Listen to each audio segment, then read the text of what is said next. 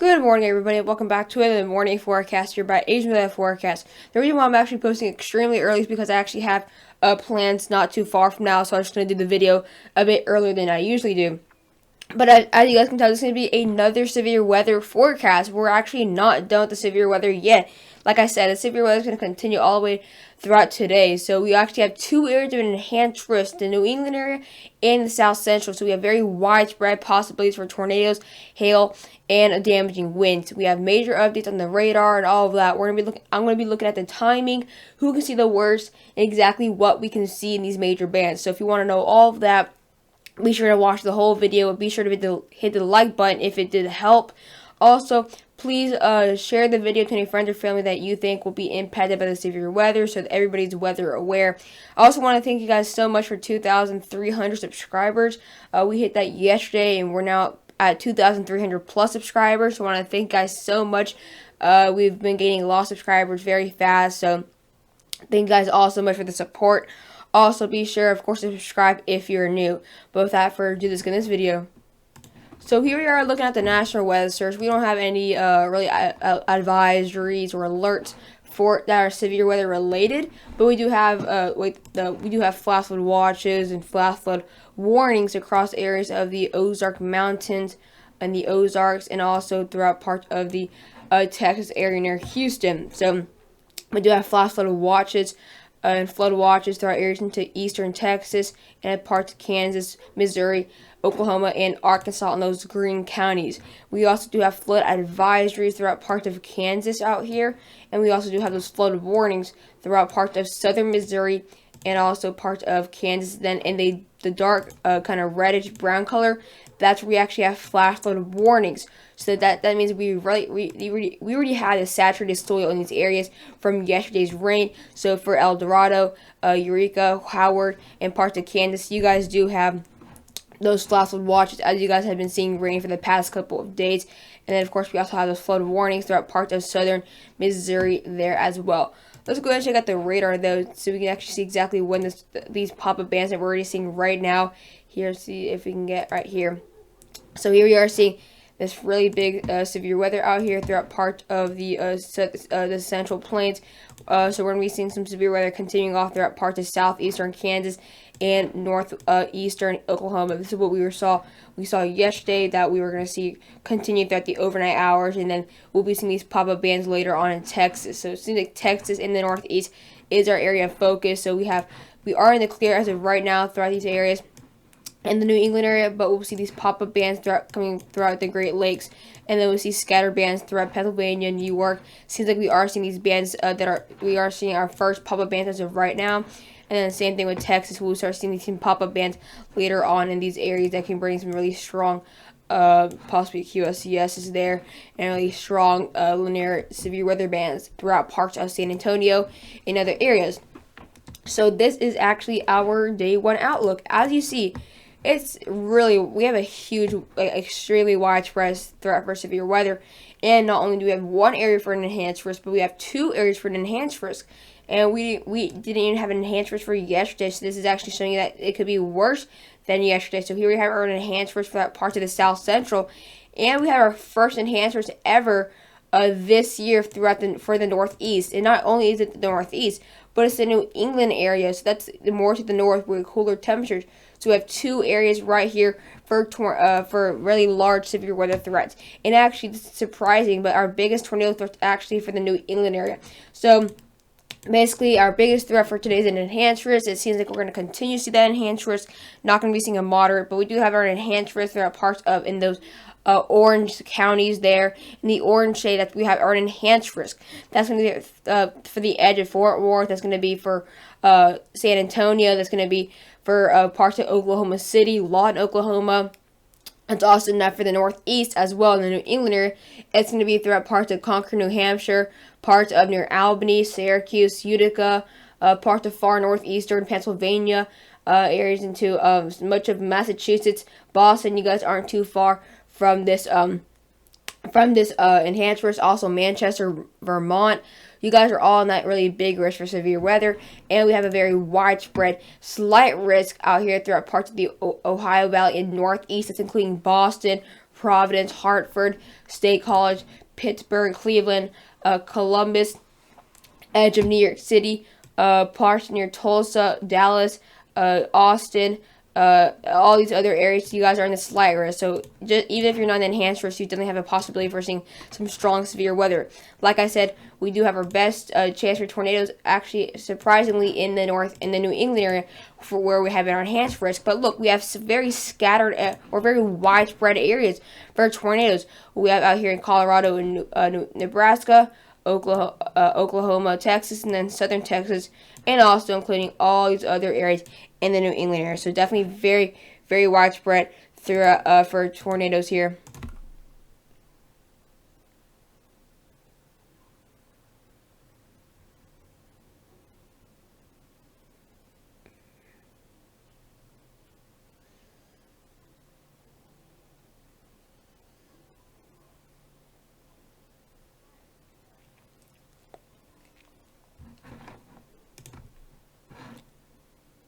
I do apologize. I was having to answer something. But obviously we can't rule out the possibility for tornadoes in these other areas where we have that 2% chance, obviously. But hail threat is also the highest. It's actually going to be for the south central. Obviously, that's usually what we always leave there. We're going to be seeing a 30% chance for hail, but we also have a significant risk out here throughout parts of Texas and Oklahoma. So it seems like we definitely have a very big hail and widespread hail threat. Look at all these states that have a hail threat for today. All of these states. This is literally absolutely crazy. All these areas. That's like literally like 40% of the mainland United States.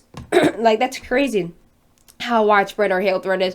And we have a very widespread 15% chance as well. So we definitely have a very widespread severe weather threat today. This is definitely our most widespread for today. Or most widespread for the week's outbreaks, or the week's severe weather throughout the week. Hail wind threats also very widespread as well. We have a 30% chance throughout the New England area of the Northeast, and then we have a 30% chance, significant risk throughout the Texas area and Oklahoma. So we also have that significant risk as well, going all the way to San Antonio to Oklahoma City, or just south of Oklahoma City there. So that's our risk for today. As we now look into the NAM3KM model, it's actually still fully reloading here. So we're going to go ahead and check out the Northeast first. So here we have the severe weather developing on the other side of the Great Lakes. It's going to be going over mostly Lake Erie, but we're going to be seeing severe weather throughout parts of Toledo, and we're seeing some more severe weather on those areas there. And look, these are really the bands we actually see in summer.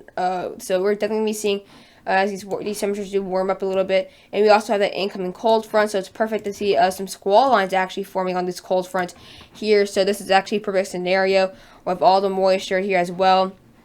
So definitely, we don't have as much energy, but we do have a very good possibility for, if we do have this incoming cold front there, there's a possibility we can be seeing some squall lines that do form. But these are definitely not going to be as severe as the South Central. That's usually the case always. Of course, in the Northeast, they have different standards. But we are going to be seeing multiple bands throughout the Ohio Valley and Northeast, mainly, of course, in New England or New Hampshire, Vermont, New York. You guys are really going to get hit really, really hard. And that could definitely bring some strong severe weather for Hartford, Providence, and Massachusetts. But very strong bands, of course, as you see, really large, actually, a linear band all the way to Vermont to Ohio. Now let's go ahead and check out the South Central here to see for today's severe weather. Obviously, it's going to be a lot worse with a lot more energy, a lot more humidity, instability. Only thing that is in the northeastern side or New England side is that we have a lot more wind shear. But here we have that strong band throughout the Kansas area and northeastern Oklahoma. We're also going to be seeing scattered bands throughout the Midwest. But here we're going to be seeing that severe weather that's moving to the south. So this is obviously going to possibly affecting much of eastern Oklahoma. But that's not going to be the severe weather that we're focusing on. We're going to be seeing very large pop-up bands throughout western Texas. But look at all these pop-up bands throughout the South Central. We're going to be seeing multiple pop-up bands and severe weather threats and possibilities throughout the South Central as well. And not only that, but we also have the severe weather for Nebraska and Colorado. So here we're going to be seeing that really strong band. Obviously, this is a lot worse than the Northeast, even though they have a bigger probability for tornadoes. But look at all this severe weather. These are actually really large potential squall lines. You see the wall cloud formation. This is definitely bringing a lot of severe weather for areas like western Texas, central Texas. Can definitely bring some severe weather throughout parts of Dallas. Severe weather for San Antonio, Corpus Christi. This is definitely a huge severe weather threat for southern Texas and the coastal areas like Corpus Christi. You guys definitely get hit really hard with the severe weather bands, and this is going to intense as it does move up into the southern tip of. It's really going to be the worst of it, really, on the tip of that border there with Mexico. But it seems like Dallas is again going to be just avoiding the worst of it. It's going to kind of fall apart right before it really goes over Dallas, but it's still going to bring some strong thunderstorms and all of that. But it definitely looks like areas like San Antonio, you guys definitely get hit really hard. Areas like Lubbock, you guys also get hit really hard. Gainesville, Texas, as well. Lawton, Oklahoma, you guys definitely get hit really hard, and this will move off the coast, but going to bring the severe weather now for Houston. Obviously going to bring the severe weather for Corpus Christi and other coastal areas of Texas. Now, as we look into the Cape values here, so we are going to be seeing impressive amounts of Cape values, a really high amount of energy throughout the south center. That's definitely going to cause. Really going to cause all these pop-up bands because the amount of energy, all the ingredients are here. So we're going to have very high Cape. We're going to be seeing getting close to some 5,000 actually. That's not impressive, but it's still very high. We have a marginal tornado threat and also look very weak cap. So we are not going to be seeing these bands. These bands are going to really going to form, and they're going to form, and they're going to strengthen because we're not going to be seeing really any possibilities for capping out. So with this very weak cap, we have a very big chance for all of the severe weather to form. Definitely a big severe weather threat, and like I said, very big hail threat. Here you see how high it's going. All this hail threat, just very high hail threat. That's exactly why I have significant there with a 30% chance. That's exactly why I have that enhanced risk there. But very high numbers of Cape, and then it's going to get a lot. Look at this, parts of Mexico going to be seeing 5,000 joules per kilogram. Okay, so it's extremely weak cap and a very big possibility for tornadoes and damaging hail in these parts of Texas. As you see, we're going to be seeing these high Cape values continue moving to the east with these bands, tornado threat. Look at this cap. It's so weak. Like, this is a perfect scenario, except for other than the very little wind shear. This is actually a perfect scenario. And then by later tomorrow, we just see the energy kind of die down, but we see our most amount of energy for the coastal area of Texas. We just see on the Anther Cam model how it is right here on the coastal area by parts of tomorrow morning. That's going to bring some mid 3,000 joules per kilogram, and we're still going to continue to see that tornado threat and very weak caps. So it seems like this won't cap out whatsoever, which is actually that possibility. There's definitely going to have enhanced risk really in that possibility. This definitely won't be a bust, and we are going to be seeing very low amounts of Cape though throughout the Northeast. Like I said, not going to be seeing huge amounts of ingredients for the Northeast. Only 1,600 joules per kilogram. That's not too much. Only have really a tornado threat as well. Very weak cap, but hail threat is also a big possibility. But not going to see a high amount of cap in the Northeast as the South Central. Obviously, that's usually tends to happen.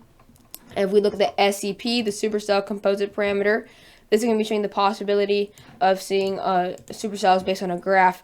As you see, our highest numbers actually will be in Oklahoma with around a 20. Anything higher than a 20 is considered really high. But even if you're just in the high teens, that's still considered a very good chance for seeing some supercells. But we have, at this point, we have very strong cap. It's more than 2,000, more than 2,000, negative 2,000. That's starting more than negative 200. So it seems like this will actually cap out later on. So definitely not going to be seeing that huge possibility for like those really large, very huge supercells today. But definitely have that possibility for some widespread, actually QSES and squall lines, maybe even derechos, especially going to be seeing with the incoming cold front. We're going to be seeing really strong wind gusts, those downpours in parts of the Northeast. We can definitely be seeing some derechos. Not going to rule out the possibility for that. Hope you guys enjoyed the video, though. Please don't forget to like and subscribe, and bye, guys.